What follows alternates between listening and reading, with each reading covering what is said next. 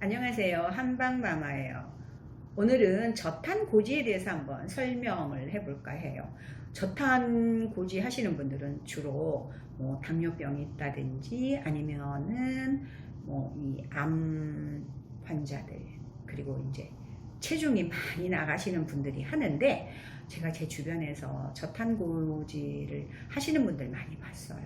처음에 몇 개월은 정말 슬림해져요. 그런데 또 한 반년쯤 있다가 보면 처음보다 더 건강 상태가 안 좋아지는 경우가 비일비재해요. 왜 그럴까?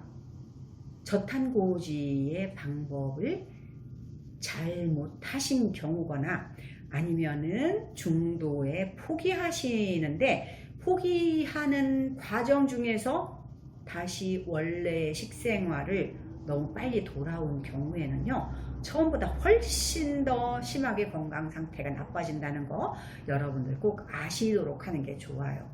자, 저탄고지는요, 체중이 늘거나 뭐 인슐린 분비에 문제가 생기는 당뇨병 같은 경우는 이 단순당의 이제 과잉 섭취로 인해서 인슐린이 많이 분비되고, 인슐린이 많이 분비되는데 제대로 역할을 못하는 인슐린 저항성의 악순환이 생긴다. 그래서 되도록이면 인슐린을 덜 자극하는 지방을 많이 섭취하자. 이게 요점이에요. 그래서 탄수화물 15%, 단백질 10 내지 15%, 나머지는 지방으로 섭취해야 되는데, 문제는 하루에 탄수화물을 100g 이하로 먹어야 되거든요.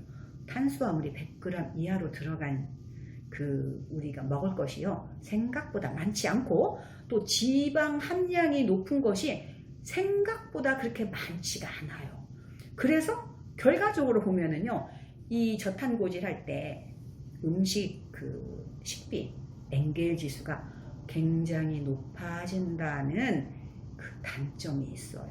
또는 이 방법을 제대로 못하거나 잘못하면, 말씀드렸죠, 건강이 더 나빠지거나 악화되고, 또는 살이 훨씬 더 많이 찐다는 것 꼭 기억을 하셔야 되고, 물 많이 먹어야 되고요. 만약에 몸에서 신냄새나 뭐 과일 냄새 같은 게 나면 이 케톤혈증이 있기 때문에, 이 저탄고지에서 나타나는 부작용은 전부 다 케톤혈증의 부작용이에요. 탄수화물을 일시적으로 보충도 해줘야 되고, 이런 일이 자주 생긴다면, 즉 케톤혈증이 자주 생기면 이 저탄고지 다이어트가 잘 맞지 않는 경우가 많아요. 특히 사상체질 중에는요, 이 소음인형이 저탄고지가 잘 안 맞는 경향이 있어요. 또 다이어트 중에 당연히 입이 건조해져서 뭐 냄새 엄청 많이 나죠, 밥 굶으면.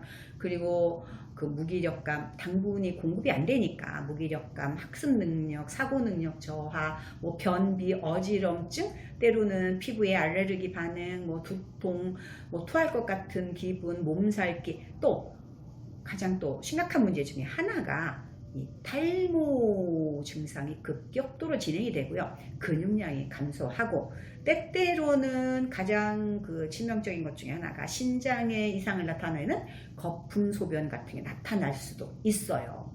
그리고 간 질환자라든지 인슐린 분비 자체가 안 되는 일형 당뇨병 환자들, 그 다음에 암 환자들 중에 이제 암 항암 치료를 하고 있는 분들, 뭐 이런 분들 같은 경우는 이 저탄고지를 하지 않으시는 게 더 좋으실 수도 있어요.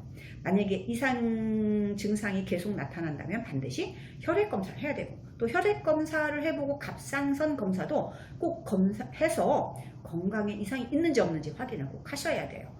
그래서 저는 사실 여러분들께, 세계보건기구에서는요, 하루 탄수화물 섭취량을 당뇨 환자들은요 40g 내지 60g 정도 하라고 얘기를 했거든요. 이거는 탄수화물을 거의 섭취하지 말고 채소나 뭐 이런 거에 들어있는 걸로 대신 하라는 뜻이거든요. 그래서 완전한 저탄고지 대신에 탄수화물 줄이고요, 탄수화물 섭취를 채소, 뭐 파프리카, 뭐 브로콜리, 양배추, 뭐 양상추, 뭐 샐러리, 뭐 이런 걸로 대신 하고, 또 지방과 단백질을 균형 있게 적절히 먹고 운동을 하는 것이 정말 요요 현상 없는 무난하고 쉬운 건강과 다이어트 방법이라고 생각을 해요.